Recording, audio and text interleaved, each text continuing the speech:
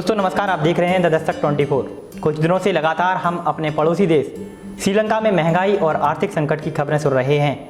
हालांकि यह सिर्फ महंगाई और आर्थिक संकट के दौर से गुजरने तक ही सीमित नहीं है, इसका असर दिखना शुरू हो गया है और हालात ऐसे बन गए हैं कि लोग देश छोड़कर भी जाने लगे हैं।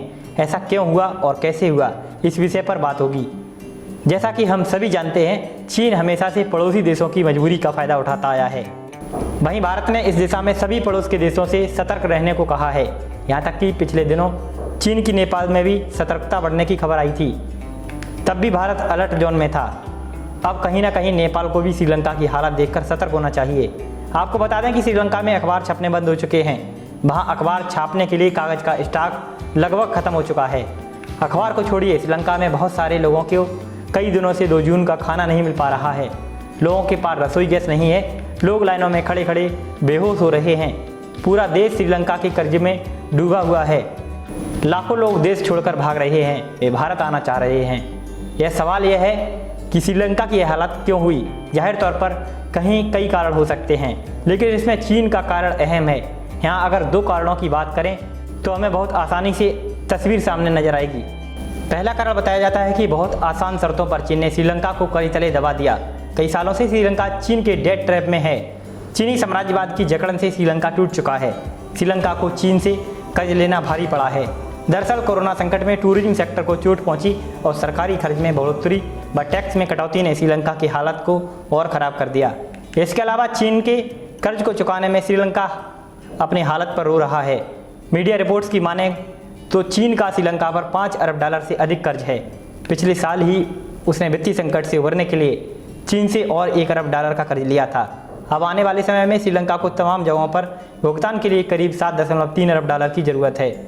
लेकिन अभी श्रीलंका के पास समय है जब उसे सोचना होगा कि वह कहां फंस गया है। श्रीलंका में विदेशी मुद्रा भंडार में बीते 2 साल में 70% से ज़्यादा की गिरावट आई है।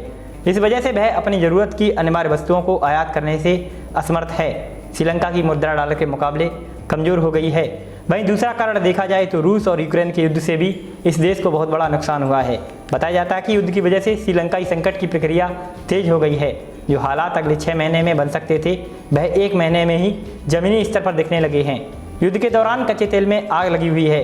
महंगाई रिकॉर्ड लेवल पर पहुंच चुकी है। खाद्य पदार्थों की कीमत में बेतहाशा तेजी आ रही है और सरकारी खजाना तेजी से खाली हो रहा है। आशंका इस बात की है कि कहीं श्रीलंका दिवालिया न हो जाए। सीलोन टुडे के अनुसार डिपार्टमेंट गवर्नमेंट इंफॉर्मेशन ने 36 घंटों का कर्फ्यू लगाया है, जो 2 अप्रैल की शाम 6 बजे से लेकर 4 अप्रैल 6 बजे सुबह तक रहेगा। अखबार के अनुसार देश में खाने के सामान, ईंधन और ज़रूरी दवाओं की कमी के बाद 3 अप्रैल को बड़े पैमाने पर सरकार विरोधी प्रदर्शनों की भी अपील की गई थी। लेकिन इससे पहले राष्ट्रपति गोटाबाया राजपक्षे ने एक नोटिस जारी कर लोगों के सड़कों, पार्क, ट्रेन, समुद्र तट जैसी सार्वजनिक जगहों पर निकलने के लेकर पाबंदी लगा दी गई थी।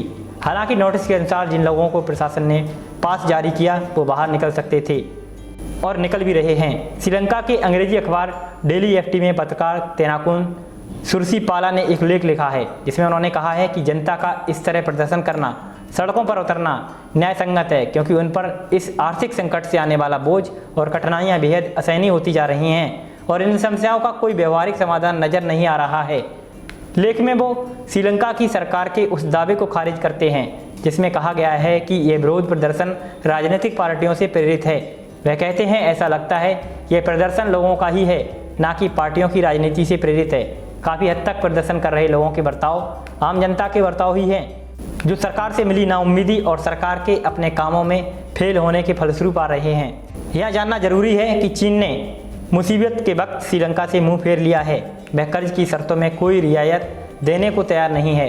इसके उलट पिछले कुछ सालों में श्रीलंका ने जिस भारत से दूरियां बढ़ाईं, उसी ने दोस्ती निभाते हुए मदद भेजी है। चीन का श्रीलंका के साथ व्यवहार दुनिया के उन देशों के लिए सबक है जो उसके कर्ज के जाल में फंस चुके हैं। संकट से जूझ रहे श्रीलंका की मदद के लिए भारत ने सिर्फ से 40,000 टन डीजल पहुँचाया है। जल्द वहाँ भारत ने 40,000 टन चावल भी पहुंचाने की बात कही है। शनिवार शाम तक लंका के शहरों में तेल को बांटा जाने लगा, जो भारत से भेजा गया था। जल्द वहां भारत से 40,000 टन चावल भी पहुंचने जा रहा है। भारतीय कारोबारियों ने इसकी लोडिंग शुरू कर दी है। भारत ने श्रीलंका को $1 अरब की सहायता का भी वादा किया है। एक बार हम श्रीलंका को समझते हैं। श्रीलंका दक्षिण एशिया में हिंद महासागर के उत्तरी भाग में स्थित एक द्वीपीय देश है। भारत के दक्षिण में स्थित इस देश की दूरी भारत से मात्र 31 किलोमीटर है। 1972 तक इसका नाम सीलोन था, जिसे 1972 में बदलकर लंका तथा 1978 में इसके आगे सम्मानजनक सूचक शब्द सी जोड़कर श्रीलंका कर दिया गया। श्रीलंका का सबसे बड़ा नगर कोलंबो समुद्री परिवहन की दृष्टि से एक महत्वपूर्ण बंदरगाह है। पाक जलसंधि भारत श्रीलंका के मध्य है। श्रीलंका और भारत के बीच श्री राम सेतु भी मौजूद है। श्रीलंका का पिछले 5000 वर्ष का लिखित इतिहास उपलब्ध है। 1,25,000 वर्ष पूर्व यहाँ मानव बस्तियों के होने के प्रमाण मिले हैं।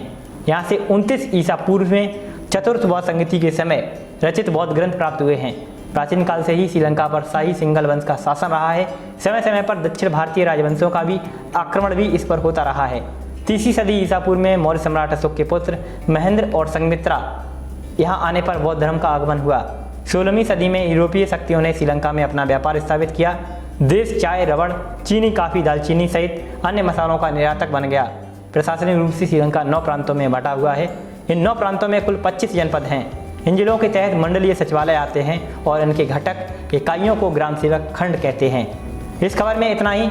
आपको यह रिपोर्ट कैसी लगी हमें कमेंट सेक्शन में बताएं। साथ ही श्रीलंका के बारे में आप क्या जानकारी रखते हैं हमें वो भी आप कमेंट सेक्शन में दे सकते हैं। ऐसी अन्य रिपोर्ट्स और बड़ी खबरों के लिए बने रहें हमारे साथ और हमारे चैनल को सब्सक्राइब करें और इस खबर को शेयर जरूर करें ताकि अन्य लोग भी हमसे जुड़ सकें।